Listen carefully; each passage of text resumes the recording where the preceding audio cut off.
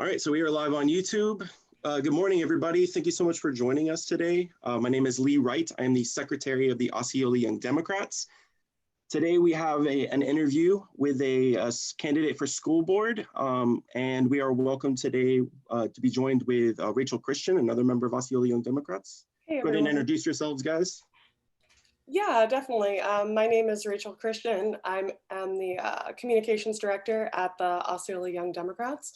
And today we are interviewing Casmore Shaw. He is running for the school board district. What seat are you running for, Kashmir? How about you tell us a little bit about yourself? District 3. Okay, perfect. Awesome. Well, thanks so much for being able to join us today. Lee, did you want to start us off with the first question? Yeah, sure. So this is Spill the Tea. So hopefully, Casmore, you have some beverage with us. What are you drinking today? I am drinking ginger with lemongrass, organic, grown in my backyard. That's awesome. We like to ask our candidates, especially our education candidates, to provide a metaphor for how your campaign is like the drink that you're drinking. And I know that you have an education background. So how would you say your campaign is like that drink you're drinking? Straightforward. I like it. And homegrown too. And homegrown, straightforward, homegrown. There you go. Yes, and organic. So can you tell us a little bit about the office you're running for and why Young Democrats should vote for you? Yes, the office that I'm running for is a very important part of everyone's life, because education is essential to the building of our community, our society, and the nation as a whole. This particular office requires that you have a dedication to the process. Empathy is number one, because without that, you will not be able to serve the students, the teachers, staff, administrators, and the partnership or the stakeholders within the community. We have to be cognizant that it's not about me, it's about the people that I serve. So I listen very carefully, because listening requires concentration and hearing is simply physical. So one of the things that I do is listen a lot. Yay, awesome. Now, Kashmir, can you go and tell us a little bit about who can vote for you? Is it open to anybody in Osceola County? Yes, it's open to members of the District 3, NPAs, Democrats, and Republicans. And I'm asking all of them to vote for me, because they have a vested interest in the way their money is spent, the way the curriculum is built, and the way administration divvy out the processes of teacher allocations. Definitely. Like you said, it's something that, affects us all. Yes, it does. Whether you have kids in school or not. Right. Kind of to piggyback off of that, can you tell us about 3 educational priorities, the issues that mean the most to you, and how you plan to address those issues if you're elected?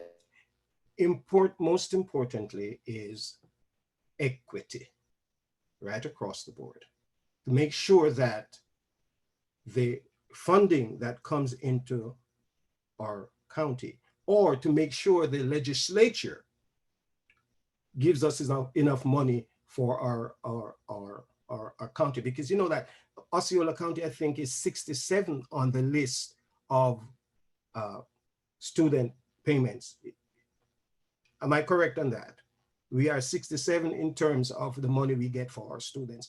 And having worked with the legislators, having worked with the partners, both in Congress and in Tallahassee, I have that unique opportunity to at least make sure that our funding is brought up to par. Number 2, COVID is essential to the process today. It's a situation that just came up on us. We had nothing to do with it. And I believe in choice, per se for students, teachers, and the partners and stakeholders. But having lost a child myself at when he was 7 to a bicycle automobile collision, brings me to safety. So if it takes the process to be shut down, I don't have a problem with that, because I'd rather that happen than to have one child, one teacher die from the exposure of COVID-19, because that's a serious, serious virus. Definitely, and that's definitely been a big topic lately. You know, Yes. I feel like this whole episode could just be on the controversy for reopening schools. But you're saying you definitely take like a hard line on it. You think that it should wait until the virus gets better? No, what I'm saying is that we have choices. Okay, we have choices, and I strongly believe in that. However, if it comes to the point where it gets to where there is an issue, I would believe that you shut down, because I prefer an ounce of safety to a pound of cure. If one child dies, if one teacher dies, that is not good enough. That is absolutely positively not good enough, because when we can replace a school, a building, we can't replace a child, a dead child or a dead teacher. That's how I look at it. So it's important that parents, I know that parents have to work. I know that parents have to feed their children. They have to pay their mortgage, but I'd rather to have them alive so they live another day to do that, to make a living. So I'd like them to really think about how dangerous this process is, you know. Definitely. Lee, did you have the next question? So Casmore, you talked about safety and equity, right? And with safety in schools, when they shut down, we are planning on distance learning being the sole function of the classroom. Mm-hmm. So with that, since virtual learning has kind of been pushed to the forefront of COVID-19, there's a lot of people that don't have access to high-speed internet. There's a lot of people that don't have access to the resources at home for various reasons, socioeconomic reasons, because of the geographic reasons, because of reasons surrounding race. What do you think we can do to provide equity to all members of the public at the local level? Broadband is very important, especially in our county. And I believe that if there are citizens who can't afford that, I think for some reason, our partners, our government, a private industry should come together and make that possible for learning, because only the educated are free. And it doesn't matter whether it's an academic education or a vocational education, the access must be there. If the government can't provide 100% of the process to connect, then I think industry should step in and help as much as they possibly can, because in the long run, industry will be the ones to benefit from the education that is being meted out. And as you talk about young Democrats, I must say that I was a young Democrat until I was about 36 years old. I don't know if that has any relevance here, but I'm just letting you know that. So do you have experience working with corporate partners and things like that to provide equity in education? Oh, yes. Oh, yes. Oh, yes. Oh, definitely. I've worked in educational fields in the private industry.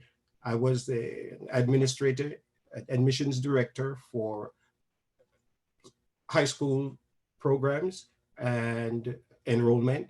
I worked at the corporate level as a corporate trainer. I am on the Housing and Finance Authority.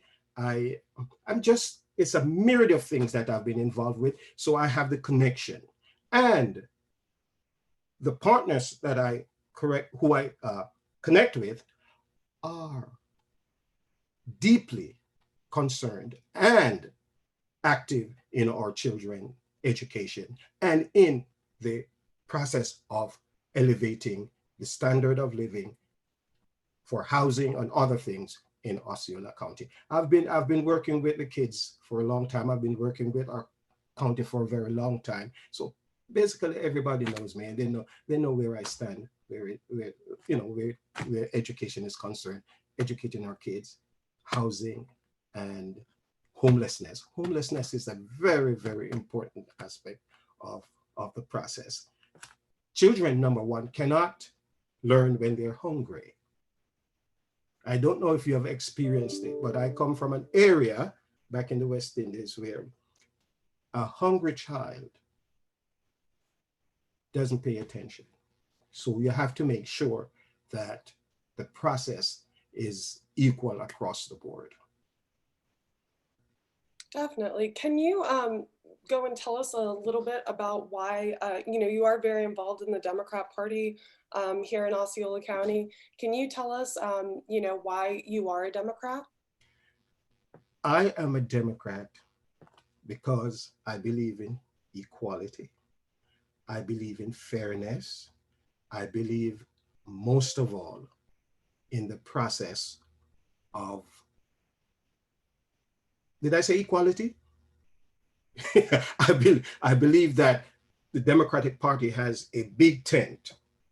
We don't say, you can't be a member of our party because you are gay. You can't be a member of our party because you're a Christian. You can't be a member of our party because you're bald-headed. We don't do those things. Our party is open to all citizens, and we believe in the structure of individual connection and helping the community. And another thing is that we believe in the middle class. We believe that the Democrats are definitely middle class oriented in order to bring people into the process. We don't exclude anybody. We're not a party of exclusion. And as a young Democrat, I worked with, most of you probably heard of her, the legendary Shirley Chisholm when I was a teenager. I worked with her in Brooklyn, and I got a lot of my training from that training of the camp. So when you're talking about being progressive, you know that it's coming from that area as well.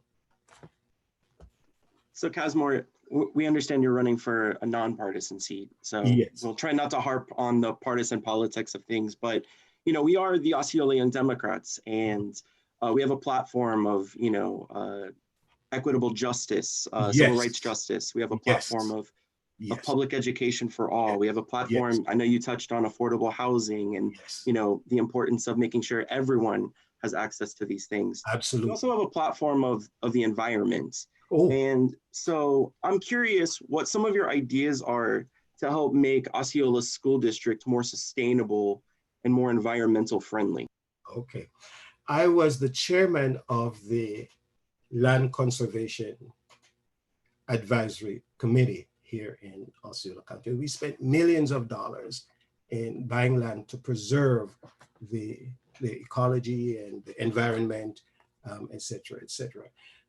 There is a plan already working for the district where they can take students into the environment and teach them about the whole process of ecology and so on and so forth. So I believe that in our curriculum, and I think there is a process for that, we should have more involvement in working with industry, both private and public, to make sure that our students are aware of the environment, be it the seabed, be it the forestry, be it just working in the backyard to make sure that they know what the plants are and how it affects nature. And perhaps when I was growing up, we had what we call the 4-H club. I was definitely involved in that. And that process brings us to the earth and how important it is for sustainability. We talk about smog. Remember, that's an old adage there. Smog, how can we lower the emissions in the way we produce our electricity and the cars, et cetera, et cetera. So basically, my take on your question is to, yes, get more involved with environmental industries, bring them into the classroom, have them expatiate on that topic so that students know the importance of preserving our environment. Definitely, that kind of education is so important. Yes. And it's definitely something that's not taught in schools enough. So kind of moving a little bit back to the conversation we were having earlier about how to handle the COVID-19 crisis, you know, kind of no matter what the districts do, it's going to take a lot of money.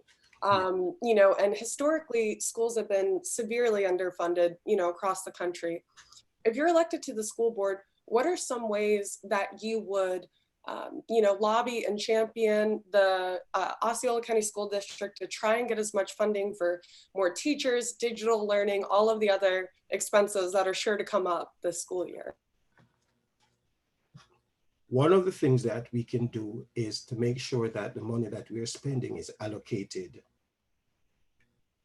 properly. Two, work with our congressional delegation and our delegation in Tallahassee to bring funding into the county. Work with our companies to bring additional monies into the county. I strongly believe in making sure that our budget is properly vetted so that basically all our needs are taken care of with the priority of what we just spoke about. Casmore, you talked about earlier, you mentioned that we were the 67th out of 67 counties in terms of per student funding. Yes. And I know that, you know, we have a really engaged education foundation, which is, you know, for those people that are listening that aren't familiar with it, yes, it's a charitable organization that helps kind of pick up the costs yes, of our lack of funding. Yes. What role do you think the school district has with working with philanthropic organizations like Education Foundation? You know, school boards all across the nation, that should be a priority for the school board to work with philanthropic organization. Because as I said earlier, these organizations inure a benefit from our students being educated. So if you invest in education, we will have, I'm going to use a word that probably, it'll make the area green. It's verdant, rich, and lush, so to speak. Education, educate, and get our companies involved in that process. Because if they don't do that, then they won't have the talents that they need to run the company that they are managing. Does that make sense? Yeah, absolutely makes sense. I guess to follow up with that, you know, with the Education Foundation, they have a board, and there are some school board members, and the superintendent is on the board. So, they work for the public, right? They're trying to do what's best, but they also have their own interests, meaning that they provide money for charter schools, for example, and they provide resources to entities where they have a vested interest in. So what I'm concerned with, and maybe my question is, how can we give the public more of a voice in how those funds get used and where those funds go? Okay, I am a member of the Osceola Education Foundation, and it serves a marvelous purpose. It picks up also where some schools are not able to, because of the funding, because as I said to you, it's 67, they serve a purpose, and that purpose in general is to effectuate efficiency right across the board. In other words, effectuate and efficiency, the two same word. But to your point, having the superintendent and others on that board, I think is a good thing, because there is a dialogue that goes on. And in terms of, you talk about charter schools, I know that for every dollar that we take away from our public education, it lessens the process, because we still have to pay the electrical bill, we still have to pay the teachers, we still have to pay the staff. However, in a democratic society, there is choice, and you don't want to take choice away from parents. Yeah, it's definitely a difficult situation. It is a difficult situation, and in terms of having choice, whether you choose to send your child to a Christian school, whether you say to send your child to a charter school. All my kids were educated in the public system. I was educated in the public system until I grew up, until I became a grown person, where I decided to go to a private institution. But you have the choice, and I don't want to take that away from our citizens. That would be a terrible thing to do. Definitely. So one of the kind of more lighthearted questions that we had was, can you tell us about one of your favorite teachers growing up and why they were your favorite? Oh, Mrs. Fitzrichson. I'm glad you asked that question. The postman, the paper boy, the peanut tuner too, they all come the front way like visitors do. But Cook's friend Emily, who's afraid of growing fat, walks through the back door to have a little chat. I was enamored by the elocution and the way she spoke and the way she taught English. Oh, we couldn't wait to get to her class. We would get up perhaps about 5 o'clock in the morning to get to school because of Mrs. Fitzrichson. And because of her, I developed a love for education, the love for teaching, the love for community service, the love for helping the less fortunate. Definitely, that's awesome. Yeah, I think all of us have, like, those really important people in our lives. Yes. Through education. It can make all the difference. Yeah, that's and this was in elementary school. So can you imagine the whole group of us who were in that batch, who had Mrs. Fitzrichson? Some today are doctors, some are lawyers, some are teachers and professors, some are mechanics, and they still remember her processes. And she never shouted at us. That's always good. Did you have a follow-up? It makes me wonder too, like how many students and lives Miss Fredrickson actually touched, over the years of her, teaching. Mm-hmm. Yes, yeah, because many. When we gather, we don't talk about our high school teachers, we don't talk about our college teachers, we don't talk about our middle school teachers, we talk about our elementary school, because that's the foundation. And that is where you develop the process of what you grow up to be. Yeah, the Mrs. Fredricksons of the world, they're definitely dedicated. Fitzrichson. Fredrickson, I'm sorry. Yeah, Fitzrichson. Yeah. Definitely the Mrs. Fredricksons of the world are dedicated professionals, right? Absolutely. I'm really glad that Rachel asked that question, because that leads me into this question. So the state just passed and the governor signed the bill, House Bill 641 in. Yes. And I'm sure you're familiar with the bill, but for our viewers, it's the bill that raises the pay for first-year teachers. It's the $500 million that raises the pay for first-year teachers. 400 million goes to first-year teachers, and then the other 100 goes to the veteran teachers, yes, deans, media specialists, school counselors, etc. The question is, how do you feel that the school district should be handling funds these funds, these particular funds for this House bill, and how should they be allocating funds in the future for teachers? Okay. I believe in a collaborative effort. We should sit and decide what formula is going to be used. I'm not going to say to you today that they should do this, that, because it's, again, it's not about me. It's about the group of us. We have to sit, look at it, and develop a formula where it'll be equitable, where it will be equitably distributed. I don't think it's fair for the veteran teachers to not get a better part of the part of the pot.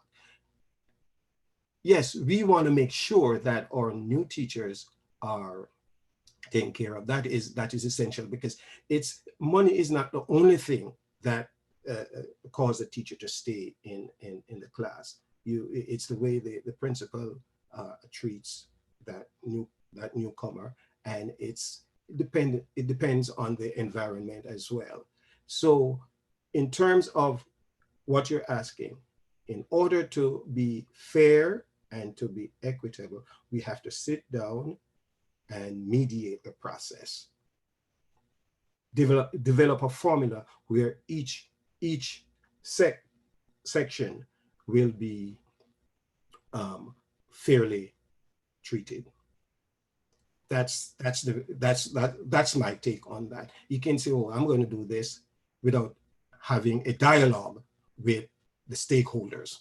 And the stakeholders are those of us who will be on the school board, and and administrators, making sure that it's fair and equitable. I know that in the past, I've taken money out of my pocket to pay a student's college tuition. I've taken money out of my pocket to pay for pencils, and you know how the regular things are. You get $10 for your pay, $9 goes back to the classroom. That's, we want to make sure that we have corrective measures to limit that, so that teachers can be comfortable in their profession. And I appreciate you that you're bringing that up, that you're talking about teachers, educators spending their own money in the classroom. Yes. Because to me, when you say that to me, I just shake my head and agree with you, because you're preaching to the choir. Mm-hmm. But I'm glad that you're singing that to the congregation, if you know what I'm saying. Oh yes, I mean, it's a process. I don't want to come across as a old grandpa or anything like that, but the 47 years that I've been involved in the process of education, I've learned a lot in terms of dealing with situations, and I mediate things, so to speak. So since you guys know a lot more about this House bill than I do, I just had a quick question. Mm-hmm. Does the district ultimately have control over how those funds are spent, or is it mandated by the state that it has to be spent on first year? Okay, well, first year, it's mandated to spend X amount on first year teachers, and then the balance goes to but I think locally, I think we do have some say in how the process goes. The formula, I'm not sure what the formula is, but I'll find out and get back to you with it. Did you want to wrap us up, Lee, or did you have any other education-related questions? I have one more question that's burning in me, and it's a question that I feel like it gets asked a lot of the current school board, mm-hmm. which is about communication with stakeholders. Oh.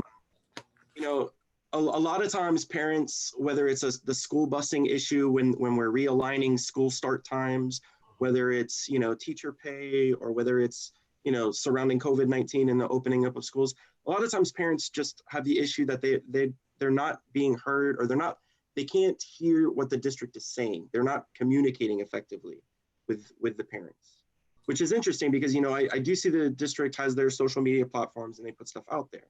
So how do you think the district should be better communicating with its stakeholders? Well, an important factor is to make sure that teachers get the information first before it's meted out or given out to the students and the family.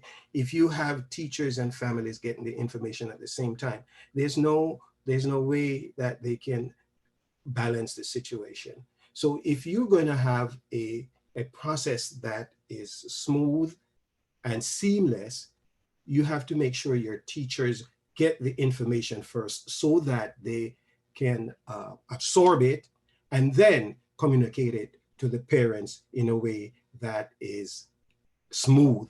You know, you don't want a teacher to say, oh, I just got the information with you, so I have to, I have to go back and ask my administrator this question or that question. If the teacher gets the information first, then they're able to maybe solve some of the issues so that when the parents and the partners and the stakeholders ask, they're able to disseminate the information with proficiency and with a knowledge of sustenance. Definitely. All right, awesome. Well, one question we always like to ask our guests kind of to end the show on a lighthearted note is, can you tell us and describe your favorite place to visit in Osceola County? Oh my goodness. Let me tell you something. Have you ever been to any of the trails? Yes, I love Shingle Creek. Shingle, oh my goodness. When I was on the Land Conservation Board, we spent quite a bit of money to redevelop and fix that place. I love to go to Shingle Creek. And you should too, Mr. Wright, if you haven't gone there yet. Shingle Creek is awesome. Well, thank you so much, Casmore, for joining us on this morning, taking the time out of your Saturday morning to join us and talk with us. It's a pleasure, and I am set agog by the whole process. Thank you for the work that you're doing in our community. Thank you for bringing all the issues to the forefront so that we are educated and knowledgeable about the process. Thank you so much, and continue with the good work that you are doing. I appreciate you, and thank you very much for inviting me here. And I just have one more question, which is when are people planning, or when is the date to vote in your particular race? The voting has already started, and Okay. I'm asking everyone who has gotten the vote by mail ballot to just mark that X, bubble in that little circle for Casmore Shaw, guy with the experience and empathy and the love of educating children. And the process for early vote starts, I think, on the August 3rd, I want to say, maybe. Yes, somewhere about like there. August 3rd through the 15th. Right, and then the election is on the 18th. So yeah. I'm asking each and every one of you who are listening to, back in the day, I used to say, please ram the X next to my name, but go ahead and bubble the circle in for democracy, independence, and remembering only the educated are free. One of the things that we need to realize as well, that we don't have enough vocational high schools. All right. Well, on that note, I think that's a good stop.